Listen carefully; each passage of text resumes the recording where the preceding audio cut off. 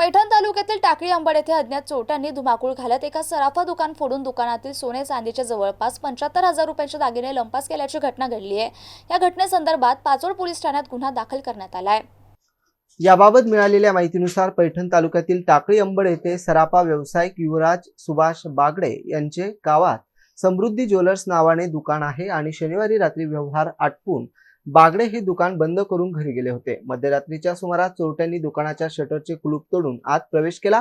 त्यानंतर चोरट्यांनी दुकानातील सोन्याचे गंठण 10 ग्रॅम 600 मिली एकूण 75,000 रुपयाचा मौल्यवान दागिन्यावर हात साफ केला। याबाबत माहिती तक्रारदार बागडे यांनी पाचोड पोलीस ठाण्यात दिली असून या घटनेची माहिती मिळताच पाचोड पोलीस ठाण्याचे सहाय्यक पोलीस निरीक्षक सचिन पंडित, उपनिरीक्षक हरिविजय बोबडे, जमादार किशोर शिंदे यांनी तातडीने घटनास्थळी धाव घेत पंचनामा करून छत्रपती संभाजीनगर येथून डॉग स्क्वॉड आणि ठसे तज्ञांचा पाचारण करण्यात आलं। तसेच स्थानिक गुन्हे शाखेचे पोलीस निरीक्षक विजयसिंह राजपूत, सहाय्यक पोलीस निरीक्षक पवन इंगळे यांच्या पथकानं भेट देऊन तपासाला सुरुवात केली। सोमवारी 6 एप्रिल रोजी पाचोड पोलीस ठाण्यात युवराज सुभाष बागडे यांच्या फिर्यादीवरून गुन्हा दाखल करण्यात आलाय।